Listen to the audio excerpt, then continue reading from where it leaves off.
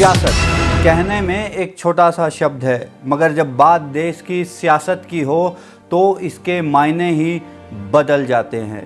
देश के प्रधानमंत्री श्री नरेंद्र मोदी ने 8 फरवरी 2022 को विपक्ष के जवाब देते वक्त कांग्रेस को घेरते हुए गोवा की स्वाधीनता का जिक्र किया और इस जिक्र में उन्होंने तत्कालीन प्रधानमंत्री जवाहरलाल नेहरू के 1955 के एक भाषण की नज़ीर दी, जो नेहरू जी ने स्वतंत्रता दिवस के मौके पर लाल किले से दिया था। और नेहरू जी के इस भाषण ने कांग्रेस को बैकफुट पर धकेल दिया।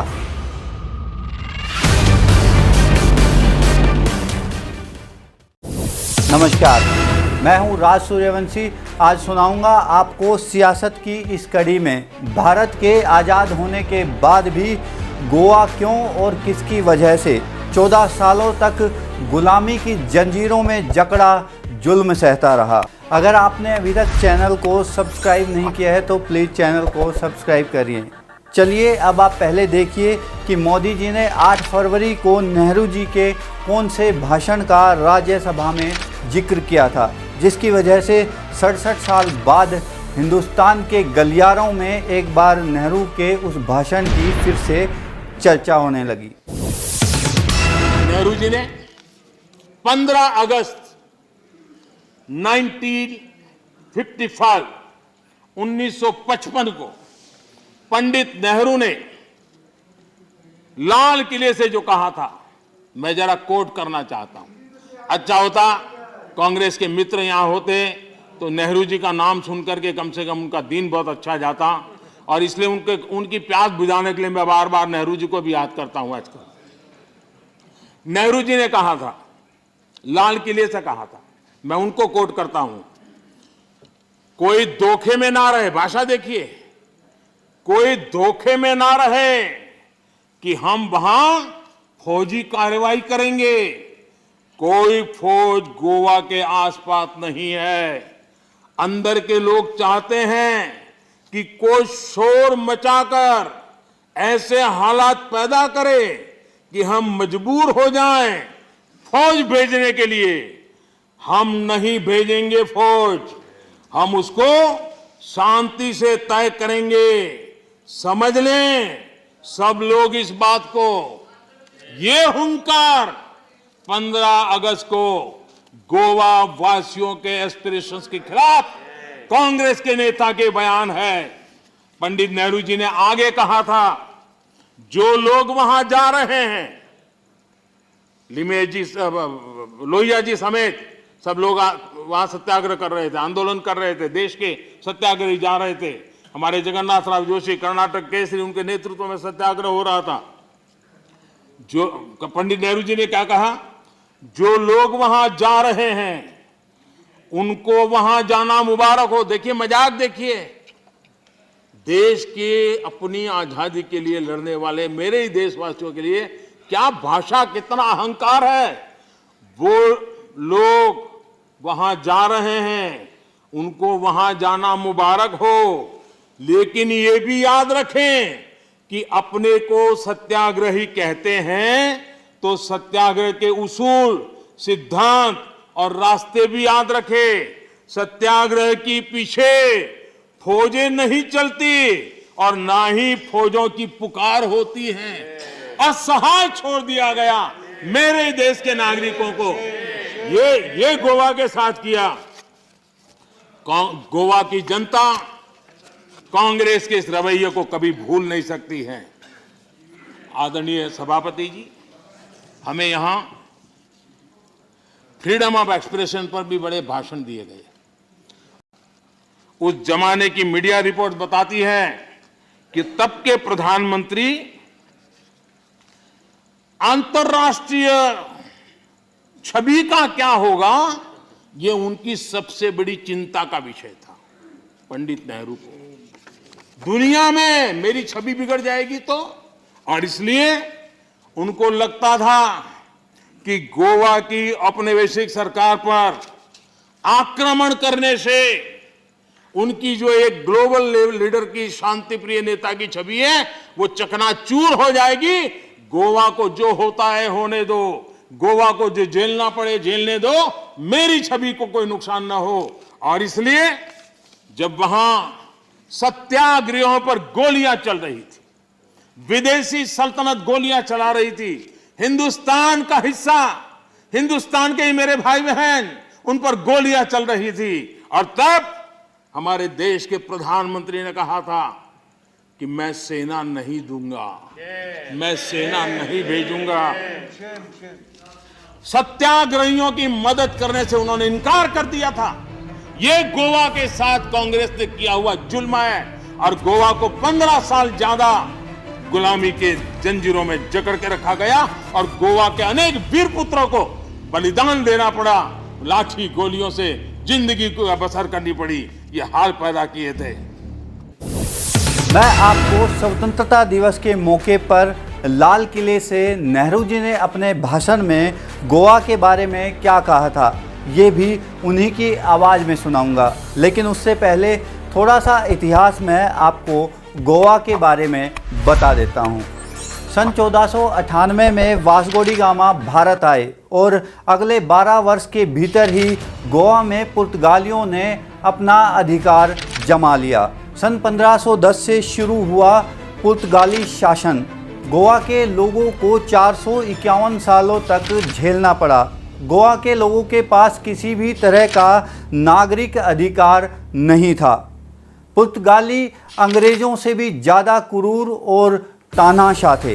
गोवा का सबसे बड़ा दुर्भाग्य यह था, भारत की आज़ादी के 14 वर्ष बाद भी गोवा मात्र राजनीति और षड्यंत्रों का शिकार होता रहा।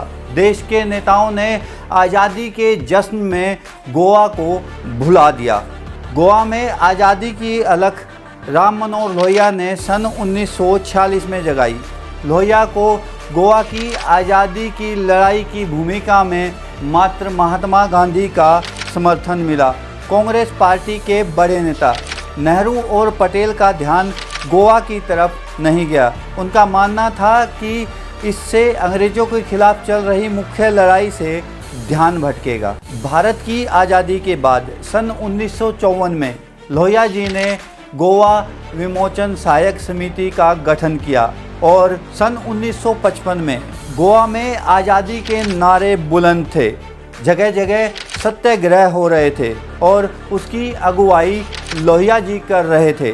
गोवा के लोगों ने बार बार तत्कालीन प्रधानमंत्री जवाहरलाल नेहरू से मदद की गुहार लगाई, लेकिन नेहरू जी ने गोवा के मुद्दे पर हस्तक्षेप करने से साफ साफ मना कर दिया।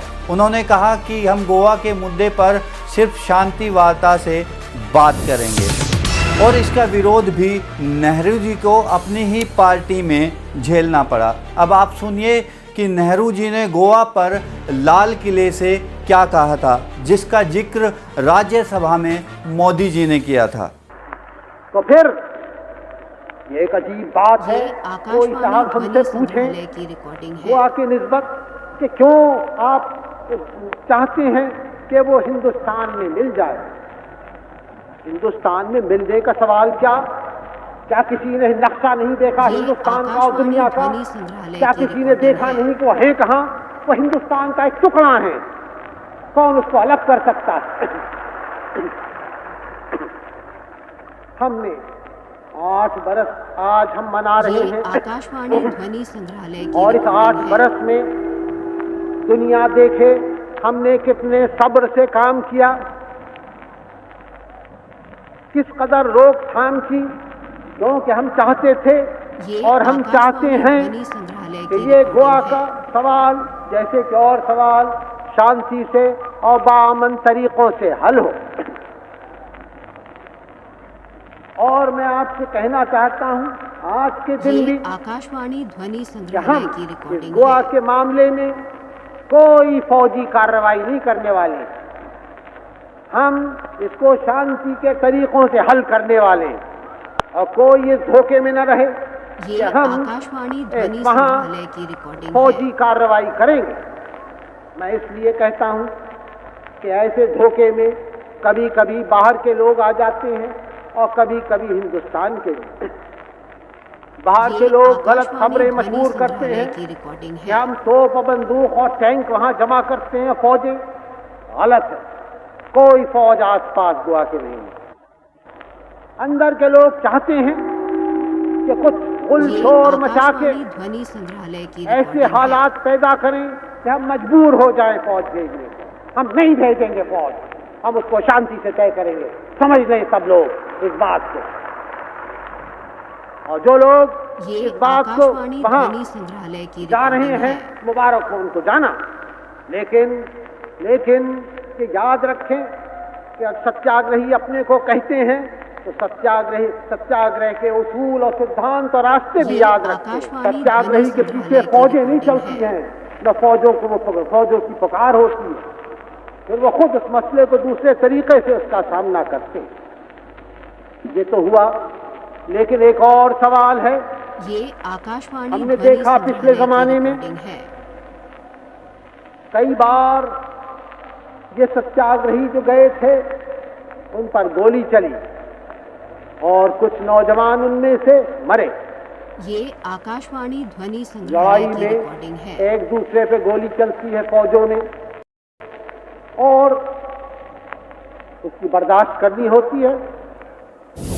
बाद में हालात बदले और 6 साल बाद शांति से गोवा को आज़ादी दिलवाने वाले नेहरू जी ने मात्र 36 घंटे में 19 दिसंबर 1961 को भारतीय सेना द्वारा विजय ऑपरेशन करवा गोवा को आज़ाद करवा लिया।